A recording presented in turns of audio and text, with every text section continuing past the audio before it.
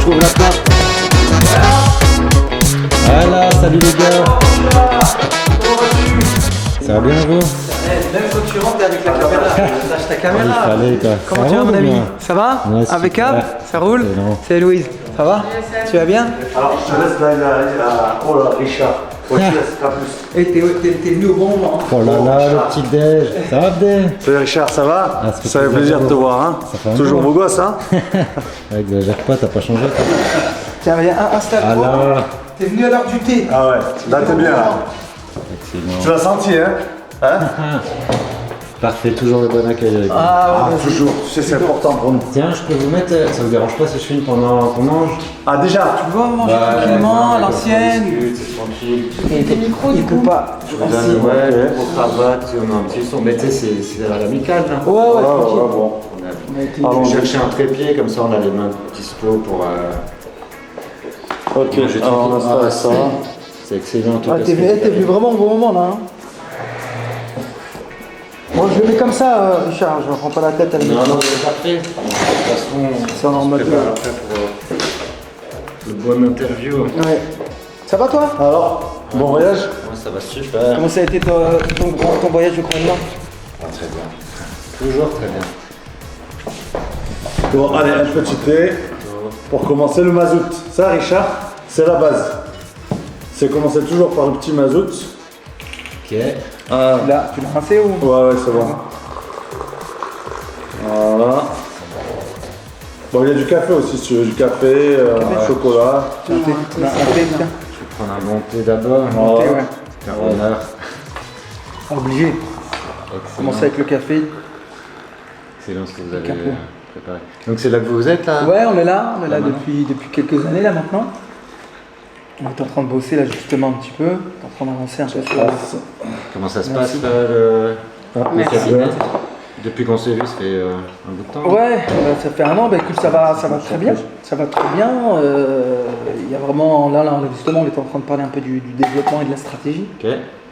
Ouais, parce qu'il y a eu pas mal de petites choses Ouais. qui sont passées. On a été au Maroc. Ben après, tu vois, après le Canada, on a eu pas mal de rencontres aussi ici. Donc voilà, donc là, on veut vraiment se projeter un petit peu sur les 3 ans qui arrivent. Ouais. Ok. Tu sais que ta vidéo, elle a cartonné. Hein. Ah, excellent. Bah, je suis Elle a content. cartonné. Puis c'est quoi le programme là au Maroc? Vous avez des interventions par Bah, là? On a déjà fait des interventions là-bas, plusieurs interventions. que Et Ça c'était après le Canada. oui, c'était après Ok. le Canada. Ça s'est enchaîné, en fait, ça s'est enchaîné rapidement en Afrique. Ok. Sans pub, sans rien, c'était un truc de fou. Et en fait, là-bas, maintenant, c'est plus de l'intervention, c'est vraiment de s'installer au Maroc. Tu veux dire déménager là-bas ou installer? Non, installer une antenne, en fait, directement. Donc, moi, j'ai des. Donc Abdé, il va s'occuper de toute l'Afrique, en fait, développer l'Afrique. Moi, je vais être plus en Europe et puis en Amérique. Ouais. Et, C'est quoi vos pays cibles du coup? bah, les pays ici, bon, bah, comme tu sais, le thé, l'huile d'olive, tu sais comment ça se passe, le Maroc, déjà, on se projette chez nous au Maroc, déjà pour le moment, développer le Maroc. Mhm. Ensuite, dès qu'on est bien installé, parce qu'il y a vraiment, de la demande là-bas, puis ils sont vraiment très très professionnels. Et notre objectif, c'est d'ici fin d'année d'avoir vraiment juridiquement d'être installé. Ouais, Là, tu pars quoi? Tu pars la semaine prochaine, toi? ouais, je pars moi du 5. Je passe 15 jours. Je vais visiter des lieux, des bureaux, rencontrer un petit peu les personnes. Et puis, de toute façon, le Maroc sera la première étape. Le 13 décembre, le Le Sénégal. Sénégal, en Et décembre. puis Ouais. après, nous, c'est l'ouverture, c'est les pays francophones, hein, en fait. Hein. On va aller sur les pays francophones direct. Tout là. Ouais. À l'international. Tout à fait. Ouais. Ok. Ah, c'est bon ça. Je vais aller chercher Donc, il y a eu pas mal de. Puis c'est juste vous deux là, au cabinet maintenant? Ah non, ça a avancé. Ça a avancé. La famille s'est agrandie, si on peut dire ça comme ça. Ah ouais. Ouais, on a vraiment un pôle maintenant, tout ce qui est pédagogique et administratif. Et puis un pôle commercial. Voilà, donc maintenant on est 5. Ouais, maintenant les 5, ouais. Donc, Ouais, maintenant les 5, c'est. Alors tu sais, après, la différence, c'est quand tu développes des projets, quand tu développes des territoires, c'est totalement différent. Mhm. Tu vois, tu dois t'adapter. Puis le mieux, tu peux dire ce que tu veux, le mieux, quand tu t'installes dans un territoire, c'est que tu mets une personne locale, en fait. Ok. Bah oui, tu vas pas te permettre de venir. 36 voyages par année. 36 déjà 36 voyages, tu peux pas. Personnellement, tu ne peux pas. Et puis surtout, la réalité du territoire local. C'est-à-dire Oui, tu peux passer les olives. c'est-à-dire aujourd'hui au Sénégal, Merci. bon, on fait nos formations parce qu'ils nous demandent nous. Ouais. Donc on est là parce qu'ils ont besoin de nous. L'objectif, c'est de former des gens directement sur place. Ok, ok. Donc après, qu'ils prennent le lead, quoi. Tu vois. Mais ouais, là, en attendant, vous vous concentrez principalement, vous, sur le développement de vos produits, vos services, je veux dire. C'est ça. Puis alors, il y avait une équipe logistique qui aide à tout, Bah, tout il y le a- reste. il y a un pôle un peu démarchage. Mhm. Démarchage, et puis c'est intéressant parce que le démarchage en France ou le démarchage en international, bah, c'est totalement différent. Ouais. C'est pas les mêmes demandes, c'est pas le même timing, c'est pas La le même. culture est différente La aussi, culture tu est vois. différente. Et nous, c'est ça qui est intéressant, c'est de découvrir d'autres cultures, Ouais, ouais. découvrir d'autres besoins. Et- Ouais, mais bon, on a l'habitude quand même. Puis à bouger et comme c'est ça. Ouais, pratique, à puis bouger depuis 20 surtout, ans, le voyage. Excellent. À bouger tout le temps comme ça va avec la famille? Bah, justement, c'est pour ça que pour éviter de faire des milliards de voyages, c'est que tu viens, t'installes Ouais. et après tu supervises, quoi. Tu supervises. Mhm. Puis aujourd'hui, maintenant, avec les technologies qu'on a, tu peux faire des visios, tu peux faire des choses. Mhm. Ouais. Non, c'est pas mal. Non, puis surtout, moi, là, je vais organiser le calendrier pour pouvoir, au moins en tout cas sur l'Afrique, me déplacer. Ouais. Sur l'installation, la mise en place, la formation. Donc, bon, voilà, après, c'est une organisation. Et puis, à un moment donné, tu te déplaces, il n'y a rien qui t'empêche de faire venir aussi un petit peu la famille. Toi, tu es à côté, tu Ouais. bosses. Voilà, on est dans cet état d'esprit. De toute façon, on reste sur la partie humaine. Voilà, c'est la Excellent. démarche. Hein. Et tu vas en profiter pour te lancer des nouveaux défis un peu? Ouais, bah, c'est sûr que. Que tu en profites pour combiner.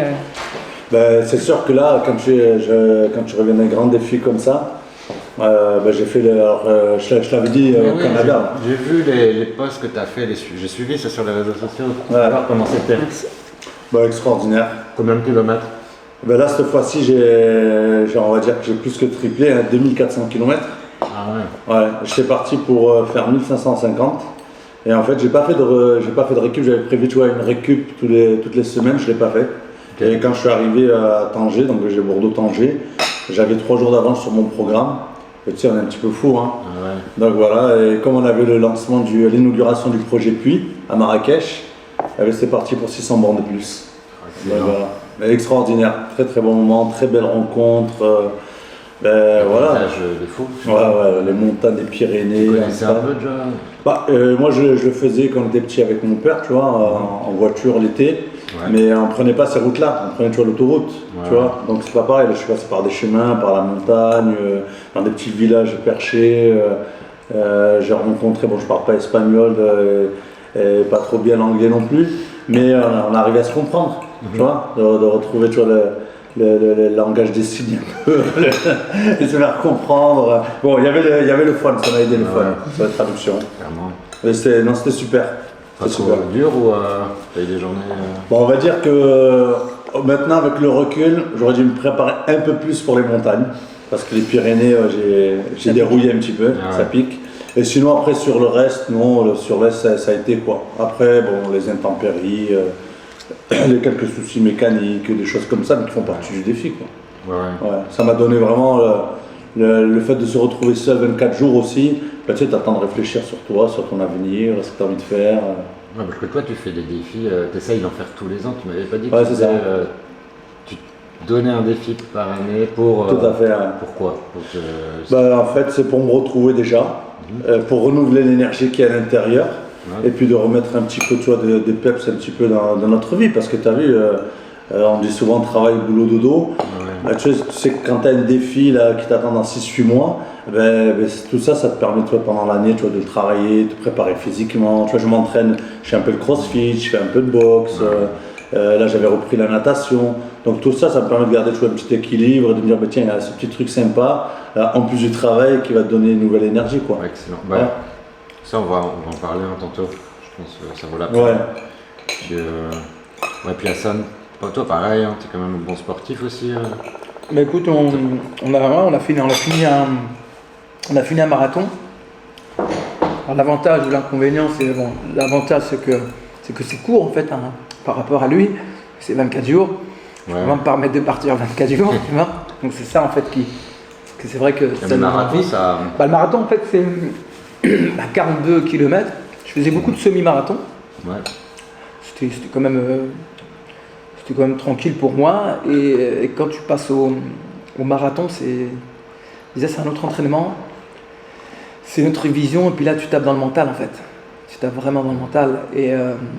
Et en fait, ce Il y que a je la barre des 30, 35. moi, elle avait la barre des 10 km déjà. Ouais, déjà. Moi, elle avait la barre des 10 km. J'avais les barres toutes les kilomètres. J'ai dit, mais c'est quoi ça? Donc, non, ce qui était intéressant, c'est que j'ai appris vraiment à découvrir mon corps. Mais c'était extraordinaire parce que ce que je disais, c'est que le plus dur, vraiment, c'était pas l'arrivée, mais c'était l'entraînement, quoi. Ouais. Quand tu fais les escaliers, tu fais les fractionnés, et en fait tu peux pas te louper. En fait tu peux pas te louper, tu peux pas te permettre de pas t'entraîner pour un marathon. Parce qu'en fait physiquement tu prends un coup en fait. Ouais. Et le marathon, la problématique qu'il y a, parce que c'est une discipline à blessure en fait. T'as Ouais, tout le temps des blessures. Toutes les semaines t'as un truc, t'as quelque chose. Et par contre c'est extraordinaire parce que c'est ça qui était marrant. C'est que mon cerveau voulait, même quand j'avais mal, je dépassais mes limites, mais mon corps ne voulait plus. C'est-à-dire mon corps me disait, ça y est, stop, arrête-toi.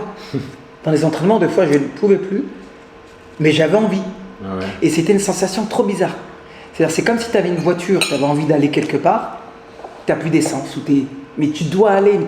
Et bien, c'était exactement ça, c'est que j'avais encore le cerveau, j'avais encore tout pour y aller, mais le corps, il était comme ça. T'as fait quoi, Parce que normalement c'est le contraire, normalement ton cerveau il veut pas et ton corps il suit. Et là c'était le contraire. Donc en fait j'ai dit je m'en fous d'avoir mal en fait. En fait l'entraînement j'ai eu, enfin pas l'entraînement mais plutôt quand j'ai couru, j'ai eu ce qu'on appelle le syndrome de l'essuie-glace.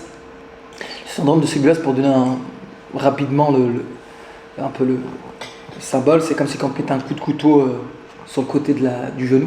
Ouais. Et je l'ai eu sur les 2 genoux, que j'ai jamais eu de ma vie. C'est les languettes. Ouais, c'est ça, exactement. Et la problématique, c'est que, comme je disais, c'est arrivé très tôt dans la course. Et en fait, quand j'ai couru, j'ai eu mal pendant 35 km. Et en fait, le plaisir, en fait, j'ai eu tellement mal que la douleur est partie. En fait, c'est pas qu'elle est partie, c'est qu'elle faisait partie de moi. En fait, je l'ai acceptée, c'est ça. C'est ça en fait. C'est exactement ça. C'est qu'en fait, quand j'ai couru, j'ai eu tellement mal que j'ai accepté cette douleur. Mais t'as fini le marathon. J'ai fini le marathon. Ah oui, donc c'était impossible. Parce qu'en fait, j'ai dit dans ma tête, c'était impossible que je m'arrête. Ah, développe pas trop, là, on va en parler Ouais, dans l'interview. Par contre, ce qu'il a dit là, j'ai vécu la même chose. Mais tu vois, c'était le matin. En fait, moi, je me suis pas mis. Mais je pars tous les jours à 7h30, tac, il faut que je suis opérationnel. Et en fait, j'étais vraiment à l'écoute de mon corps. Et il y a des fois, tu vois, je me levais, j'avais pas envie de partir. J'étais fatigué, mon corps était fatigué. Donc des fois, je partais à 7h30, des fois à 8h30, 9h30. Il y a une fois sur les 24 jours, je suis parti à 14h. Mais j'ai fait juste une petite distance, quoi. Mais je comprends ce truc où toi, tu as envie de partir, mais ton corps, ton corps est il est réfractaire. Il te dit non, tu vas pas bouger aujourd'hui. Du coup, tu raccourcissais les distances en fait. Ouais, les jours où j'avais pas envie, je sais pas que j'avais pas envie, mais tu vois, mon corps était fatigué, mais je prenais en compte ça. Et puis je pense que c'est ça qui est important, c'est s'écouter. Et par contre, il faut s'écouter. Alors des fois, on s'écoute pas trop, mais il faut s'écouter. Et c'était extraordinaire. Bon, on en reparlera un peu dans l'interview, mais c'est là où ça va pousser à d'autres défis. Donc il a fait son défi individuel qui est Bordeaux-Marrakech. Moi j'ai fait mon marathon et après on a fait un défi ensemble. C'était intéressant. C'était le mont Toubkal, c'est le plus gros mont d'Afrique du Nord. Ok. 4100 mètres. Donc, 167 exactement. Ah pardon, excuse-moi. Il n'était pas facile, hein. Ouais. Franchement, il n'était pas facile. La deuxième partie, là, après les 3200. Parce que, en fait, un truc que je connaissais pas, quand tu fais une ascension, c'est ta respiration. Il vaut mieux marcher lentement, j'imagine. Ouais, et puis moi, comme j'avais ce rythme, en plus je sortais du marathon, j'étais encore bien. Et en fait, j'ai eu du mal à respirer, en fait. J'ai eu vraiment du mal à respirer. J'ai dit, ah oui, je comprends. Il y a une pression ici. En plus de 0 à 4000 mètres, bah, tu perds 15 à 20 degrés, tu comprends pas.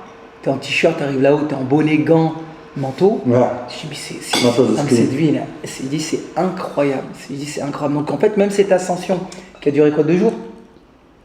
On est parti 3 jours. 3 jours même? Ouais, Pas 3 3 jours. jours. Cette ascension de 3 jours, bah, c'est la première fois que je fais un défi long. Parce qu'avant c'était que des marathons, maintenant c'est un défi long. Bah, c'était intéressant sur l'introspection aussi. Et ça t'a fait quoi le fait de le faire avec FD et pas tout seul du coup? Enfin, par rapport à tes autres défis? Ouais, ben en fait, C'est quoi la différence? Bah, la différence c'était ne pas souffrir seul en fait. Non, mais c'est intéressant de partager sa souffrance. Et quand tu sais qu'il a un coup de mou, tu dis bah en fait je suis bien, bah je peux le pousser. Et moi quand j'avais un coup de mou, bah, il me poussait.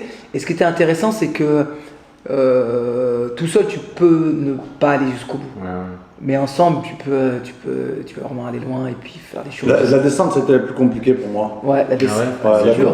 Ouais, les genoux, ouais. En fait, quand je suis descendu, quand on est revenu au campement, à 3002 là, moi j'ai problème de genoux, c'est pour ça que je fais du vélo en fait. Ouais. Tu vois, et j'avais les genoux qui avaient gonflé, je pouvais plus marcher, tu vois, ça bloquait en fait. Et il a fallu, tu vois, rester un petit peu sur le campement, 1 heure, prendre une douche froide, de toute façon avec l'eau froide là-haut, donc c'était réglé, on n'avait pas besoin de chercher l'eau chaude. Et donc ouais, ça c'était un peu plus compliqué, lui il galopait comme une gazelle, lui il traçait, donc je le voyais, je disais la jeunesse c'est belle, la jeunesse. Oh.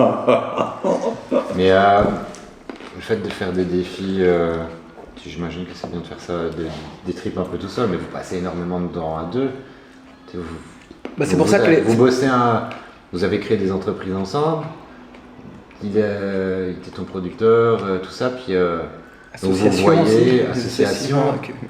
Et puis là, vous faites des défis ensemble. C'est comment vous faites en fait pour vous voir C'est une bonne, aussi non, mais souvent. Ouais, c'est une bonne analyse. Vous tapez pas dessus parfois? Non, c'est l'amour. C'est l'amour, déjà c'est l'amour, c'est l'amitié, et puis surtout, je pense que c'est une bonne question que tu viens de soulever. C'est pour ça qu'il a ses défis individuels, Ouais. j'ai mes défis individuels, et il a des projets aussi que moi je suis pas dedans. Puis moi j'ai des projets, par exemple j'ai des projets artistiques. Ouais. Donc là en ce moment je suis consultant d'un scénario où j'écris là en ce moment un court métrage. Il n'est pas du tout dedans. C'est vraiment mon projet à moi, artistique. Et lui, il est sur un autre projet aussi artistique, des créations de spectacles. Donc en fait, on a ces moments-là où on a à nous, mais on a aussi des moments à nous par exemple, qui prend énormément de temps, c'est la famille aussi. Ouais. On prend beaucoup de temps avec nos familles, on essaye vraiment d'être là pour nos enfants et pour leur éducation. Donc c'est bien de voyager parce qu'on apporte énormément pour nous et pour l'éducation de nos enfants, parce que la vie c'est des défis, hein. Mais ce qui est important c'est aussi de se retrouver soi-même. Et quand je dis se retrouver soi-même, c'est même en dehors des amis, en dehors de la famille, en dehors des personnes qu'on aime, c'est de se retrouver soi-même. Et je pense que les défis, il n'y a pas meilleur pour se retrouver soi-même.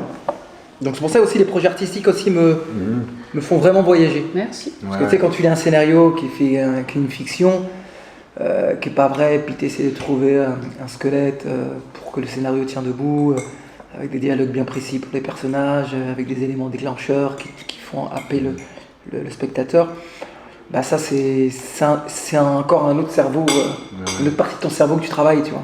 Et puis, Encore dans le milieu alors. Ouais, je suis encore dans le milieu, alors c'est vrai que je suis moins sur scène, je suis moins sur les planches. J'imagine t'as pas le temps. J'ai plus le temps, effectivement. Le temps, je prends les priorités.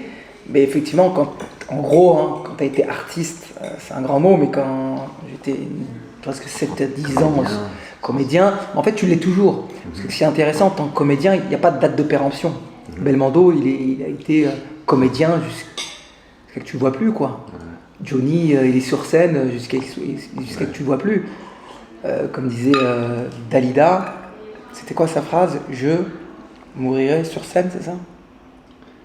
C'est possible. On ira demander à Google. Ouais. Bref, comme j'ai pas les mêmes références, je peux pas lui répondre, tu vois. Bref, juste pour dire que aujourd'hui, en fait, quand tu as été comédien, quand tu as goûté à ça, quand tu as goûté à la peur, quand tu as goûté au syndrome de la feuille blanche, quand tu te retrouves devant, puis on te commande un sketch, tu te commandes un spectacle, ou tu dois écrire un scénario, puis tu as le syndrome de la feuille blanche pendant 2-3 jours, tu sais pas quoi écrire. Ça, c'est un moment que tu vis, que que tu as envie de revivre. Mais que c'est dur, hein, que tu as envie de revivre. En fait, c'est un peu un truc sado, parce que c'est dur à monter sur scène, et dès que ça finit, tu dis, putain, il faut que je remonte. C'est comme sur l'élastique. T'as pas envie de monter, mais dès que t'as sauté, dès que t'arrives à la fin, tu as envie. D'adrénaline. Bah c'est ça, donc je reste toujours, j'ai toujours un réseau un peu d'artistes où je suis consultant, puis j'ai écrit aussi pour moi. Et je pense que oui, j'attends un peu, et puis là, tu vois, là je suis sur une écriture de court-métrage, où j'ai toujours envie de jouer. Là, j'ai été, par exemple, je suis toujours en formation, je me forme toujours, je suis toujours par exemple dans des écoles de théâtre, parce que ça m'anime, école d'acting. Parce que ça m'anime, tu vois, je l'ai toujours parce qu'au-delà de l'artistique, il y a plus une plus-value pour moi personnelle que pour le business en fait. Je le fais pas pour le business, mais je le fais parce qu'il y a un impact positif pour moi. Ouais, et puis de toute façon, tout alimente tout. Tout alimente tout. Et non, mais c'est exactement. Et puis pour reprendre ce que tu disais tout à l'heure, qu'est-ce qui fait que tu vois sur la durée, même quand on travaille ensemble, tu vois sur le cabinet ou on travaille sur les projets, on est sur le même projet, mais des fois chacun travaille un petit peu de son côté, tu vois, on se donne des objectifs, tiens, toi tu vas préparer ça, je prépare ça, puis on se retrouve ensemble, donc on n'est pas, voilà, sur les projets effectivement on les fait monter ensemble, mais on se donne quand même, tu vois, des moments chacun de notre côté. Et si par exemple sur un projet pro, il y a une mésentente, vous dites vous n'êtes pas d'accord sur un sujet, ça n'affecte pas votre vie, votre amitié en fait? On n'était pas d'accord sur pas mal de choses. Hein. Ouais. Puis on le dit, puis on n'est pas d'accord. Par contre, ce qui est intéressant, c'est le respect d'écouter. Bon, lui, il est beaucoup plus calme, beaucoup plus terre à terre que moi. Moi, je me porte un petit peu plus. Lui va faire la tête, il va faire Non, un tour pas dans la le jardin, tête. il revient. Pas la tête, mais. Quoi?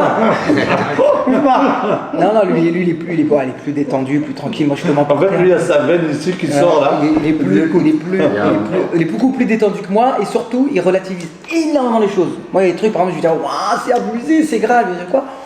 Quand on dit chez nous, alhamdoulilah, c'est bien. Détends-toi. Détends-toi, ça va bien se passer. C'est bien pour nous. Si c'est bien passé, c'est bien pour nous. Donc, j'ai énormément appris sur son self-control. Même pas self-control, c'est vraiment sa nature, il est comme ça. Par exemple, tu vois, ça fait 20 ans que je le connais, je vous le jure. Allô la caméra. Elle est là. Je l'ai jamais vu s'énerver. En 20 ans. Mais vraiment, jamais s'énerver. Je l'ai vu frustré, je l'ai vu intrigué, mais des énervements, des gros. Jamais. Et ça, pour moi, c'est mon mentor juste pour ça. Parce que la colère, c'est pas bon pour le corps. Parce que vous abordez en plus ces thématiques dans on a un gros module de gestion de conflit. Bon, c'est quand tu sais comment ça se passe, on est toujours. C'est comme le cordonnier, tu sais toujours. C'est lui le plus mal chaussé. C'est lui le plus mal chaussé, d'accord. Mais en même temps, si tu arrives à voir tes défauts, comment tu passes par-dessus On est constamment en amélioration. Et puis surtout, plus on grandit, plus il y a des trucs qui nous touchent moins. Ouais. Et moi j'ai appris aujourd'hui qu'il y a toi et ton ego. Si tu arrives à mettre ton ego à côté et que tu lui parles, tu dis laisse-moi tranquille s'il te plaît, j'ai pas besoin de toi, je sais ce que j'ai à faire. C'est ça en fait. Et puis, on se coach tous les deux. Parce qu'à un moment donné, je dis ouais Sam, sur ce côté-là, moi là, sur cette intervention, j'aurais pas fait comme ça, plutôt comme ça. Et puis lui il va me dire ouais, mais la dernière fois, ça t'aurais dû mettre peut-être un peu plus. Donc tu vois, on se file des conseils. Voilà, avec. Pas des critiques ou des critiques constructives. Ouais, c'est ça. C'est vraiment, on reste factuel sur les sujets sur lesquels, mais dans tout, hein, que ce soit dans le sport, même tu vois, sur les préparations. Tu vois, des fois, moi, sur ma préparation, des fois, je suis un petit peu limite. Il me dit, mais non, mais il faut que tu sortes quand même, il faut que tu envoies un peu plus. Je dis, bon, ben ça va. Donc, tu vois, c'est vraiment, on est à l'écoute l'un de l'autre. Et puis on sait que chaque fois que lui va me dire quelque chose, je sais que c'est pour mon bien, et chaque fois que je lui dirai quelque chose, c'est pour mon bien. Et puis tu sais comment ça se passe, des fois tu es dans la vie, tu gères la famille, tu gères ton travail, il y a les trucs de l'assaut, des fois tu as les choses qui arrivent en même temps, les problèmes de ta voiture. Quand tu as ton collègue qui te connaît bien, ton pote, ton ami, c'est un ami, c'est beaucoup plus facile quand tu acceptes mieux les choses. Et puis lui, comme je disais, on se connaît très très bien, maintenant 20 ans, voilà, c'est une vraie histoire. Non, c'est une vraie histoire et puis c'est important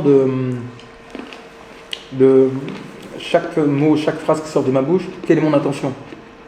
C'est juste ça en fait. Comme je sais que la finalité, je lui veux du bien, il me coachera toujours, même si des fois je suis un petit dur, tu vois, fais pas ça, t'abuses, vas-y comme ça. Il sait que la deuxième couche, elle est bonne, tu vois. Et j'ai besoin aussi, des fois, il me secoue.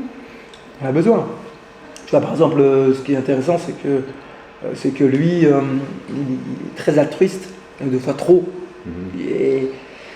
Mais il y a son côté où, par exemple, ça fait peut-être 30 ans qu'il est président d'une association caritative. Où il fait, c'est avec l'eau là où ouais, voilà, l'association, l'association On Catalyse. Okay. L'association On Catalyse, où donc lui il est président, je suis vice-président. Bon, on leur parlera un peu plus dans l'interview. Vous en êtes tout avec ça, vous y allez. Là, on a une bonne nouvelle, hein, Ouais. c'est qu'on a une très très bonne nouvelle, c'est qu'on va finaliser depuis simultanément, donc un puits au Maroc, à 70 km de Marrakech, et un puits au Sénégal, exactement dans la région de Soum. Donc on est très content parce que le Sénégal, on l'avait lâché depuis 15-20 ans. Mais réexplique-moi un peu. C'est la base de l'organisation, là, ça part de où? Abdé, vas-y. C'est en fait pour l'interview plus tard, savoir où je m'en En fait, l'idée un petit peu, c'est que nous, on avait pas mal de demandes au niveau de l'association, comme ça fait plus de 20 ans qu'on accompagne sur les projets de solidarité internationale. Et c'est vrai que ces 10 dernières années, on s'est concentré vraiment sur l'eau. L'eau, c'est la vie. Et on essaie de déterminer des villages, mais on ne le fait pas nous-mêmes. On va vers les autorités locales. Ils disent, voilà, il y a un village là, dans les montagnes, il y a 30 km de piste quand tu sors de la route. Ben là-bas, ils ont besoin. Et ben à partir de là, nous, on fait toutes les démarches, le diagnostic, on voit avec les gens du village, comment ça fonctionne, les besoins. Notre projet, on l'appelait Un puits pour 100 familles, parce que le premier projet qu'on a fait, c'était pour 100 familles. Et là, le dernier qu'on a fait, je crois qu'il y a 300 familles qui vivent, mais on a gardé l'idée de ce thème-là. Et puis, dès qu'on a fait le diagnostic, on a le budget, 10, 15, 20 000 euros, ça dépend des projets, 2 000 euros suivant les projets. Et puis là, on commence à collecter les fonds. Et puis dès que les fonds sont collectés, on lance le projet avec des professionnels sur place, la mise en place. Et voilà, en général, tu en as pour un mois à peu près. Et puis ensuite, l'eau jaillit dans le village. On finit les dernières petites choses pour qu'il y ait un robinet, un abreuvoir pour les animaux. Et puis c'est parti. C'est parti. Et ce qui est beau dans la démarche, c'est que les projets, ça va être juste le forage du puits, parce que la demande, c'est juste ça. Et il y a eu un projet qu'on a fait il y a 2-3 ans, où il y a eu la construction d'un château d'eau de 15 mètres, il y a eu l'installation de panneaux solaires de 24 mètres carrés, il y a eu, le raccordement avec d'autres points, l'école, des structures. Et donc voilà, chaque projet a son histoire, c'est toujours pareil. Quand tu te concentres et tu es à l'écoute de l'humain, c'est beaucoup plus facile. On n'arrive pas à dire ah ouais, on va faire le projet, on veut un puits comme ça. On est parti sur le projet du Sénégal avec un puits basique. Et en fait, on s'est rendu compte que dans ce village-là, il fallait notre puits avec une sorte de filtre en bas. Il fallait pas mettre de carrelage autour parce qu'il glissait. Il fallait pas mettre de fermeture parce qu'il pouvait venir. Bon, tu vois, alors que nous, on était venus avec notre état d'esprit, carrelage, tu fermes le truc, ils sortent. Donc on s'adapte parce qu'on est à l'écoute de la population et des besoins de la population. Non, surtout nous, ces projets-là sont hyper importants pour nous parce que ça relativise, ça dédramatise. Et des fois, quand on se prend la tête sur des broutilles, notre point de chute, c'est on repart pour un projet de solidarité internationale, on revient rebooster. Et ça, honnêtement, il n'y a pas mieux comme. C'est un truc que vous n'allez pas arrêter. Non, ça fait plus de 10 ans, lui ça fait 20 ans. Non. Et justement, la problématique, c'est que la demande est très forte. Et là, justement, on est obligé de s'équiper d'autres personnes et de voir même peut-être salarier une personne dans la structure pour qu'on soit un peu plus structuré. Parce que nous, c'était vraiment. C'était notre projet. Notre projet, on partait, on faisait projet puis on revenait. On filmait avec nos trucs, on faisait notre communication. Et là, on voit qu'il y a une demande très très forte. On a eu des demandes en Malaisie, on a eu des demandes au Vietnam, on a eu des demandes dans les pays du Maghreb, un peu partout. Voilà, c'est vraiment pas du tout développé. Et en fait, nous, ça nous anime parce que tu sers à quelque chose, quoi. Chaque action que je fais, c'est hyper important de dire ok, ça sert à quoi? Pourquoi tu fais ça? Quel est l'impact dans la société, quoi. Le grand moment dans ces projets-là, hein, c'est, tu sais, chaque fois que tu fais un projet, c'est beaucoup de travail, tu vois, la préparation, les démarches, tout ça, tu y vas une fois, deux fois, des fois, pour lancer. Mais en fait, il y a un truc qui est magique chaque fois que le robinet il ouvre, quoi, que l'eau elle jaillit, quoi, tu vois. C'est toujours, tu vois, c'est un grand moment sur le regard, sur pas mal de choses, quoi. Moi, ça nous rebooste, en fait. Et pour nous, c'est vraiment très très important de se dire que, voilà, tu bosses l'année, et une fois par an, tu sais que tu vas partir sur un projet. Cette année, c'est exceptionnel parce qu'il y a 3 projets. Hein. D'habitude, on partait que pour un projet, puis là, on a fait 3 cette année. Et c'est extraordinaire. Donc, non, on est très contents. Puis là, décembre, inauguration du Sénégal. Donc, on est vraiment très très contents. Puis justement, là, il y a toujours cette corrélation avec le cabinet. Parce que le cabinet aussi, deux fois, on fait une action, on intervient et puis on essaie avec la structure cabinet élevé, de parrainer aussi en catalyse en fait, de faire que la boucle bouclée. Et ça qui est intéressant parce que des fois dans les structures quand ils voient que en fait vas-y un petit peu, ferme un petit peu. Donc là c'est intéressant aussi de relier les deux sur Merci. parce qu'en fait c'est dans tout ça, que ce soit cabinet élevé, que ce soit libérez-vous, que ce soit en catalyse, que ce soit nos projets, que ce soit même projet artistique. Quand j'écris des choses qui essaient de bouger dans la société, j'écris pas pour rien. Donc tout ça, le centre c'est la personne, quoi. C'est d'être, je vais pas faire le grand pasteur, c'est d'être meilleur, mais au moins de rester dans nos valeurs. Voilà, c'est juste ça. Au moins que nos valeurs, dans chaque projet qu'on fait, il faut qu'il y ait nos 3 valeurs. Ici, donc cabinet élevé, c'est un peu la rencontre de tout ça, mais lié au partage de cette expérience. C'est 20 ans qu'on se connaît, 20 ans d'expertise. Quand tu as accompagné 2000 personnes, tu as accompagné une centaine d'entreprises. Il faut officialiser. Voilà, on se dit on officialise, on met le truc en place. Et puis ce qui est intéressant, c'est qu'on n'invente pas, on ne force pas le besoin en fait. C'est un vrai besoin, c'est une vraie demande. En fait. C'est une réalité locale. J'ai besoin de ça, j'ai des problématiques de DRH, j'ai des problématiques salariales, j'ai des problématiques de communication, j'ai une équipe. Ça va pas, et en fait ça on ne le retrouve pas qu'en France, parce qu'on s'arrête en France, non. Nous, comme on a beaucoup voyagé, on se rend compte que ces problématiques-là, dans une association au Sénégal, c'est la même chose. C'est partout, même si c'est que des bénévoles. À partir du moment où il y a une organisation, il y a une équipe qui est plus de 3, il y a des conflits. Il y a un problème d'ego, il y a de la communication, il y a du management, il y a de la direction, il y a de les ressources humaines. Donc tout ça, ça se gère. Et à un moment, quand tu es dans la matrice, tu ne peux pas avoir cette distanciation pour gérer. Et donc nous, on est là, justement, avec notre expertise, pour une amélioration des organisations, quoi. Excellent. Allez, c'est génial ça. Bon, on parle de nous, Richard, parle de toi. Comment c'était la Groenland? Là, tout va super. La Groenland, comment ça s'est passé? Excellent, je vous montrerai des photos tantôt. Ah, franchement, tu nous as... Mais là, moi, je vois l'heure qui tourne. On est ouais, excuse-moi, au Maroc, il faut que tu saches qu'on prend notre temps. C'est la base. La patience. C'est excellent. En tout cas, on se prépare pour l'interview. Ouais, merci à toi. Hein. Merci Louise. Avec plaisir. Merci. On va faire la faire bien. Et merci pour le. Non, mais avec plaisir. Bonne bouffe. Hein. Non, mais tu restes là après, il y a le tagine après. Hein.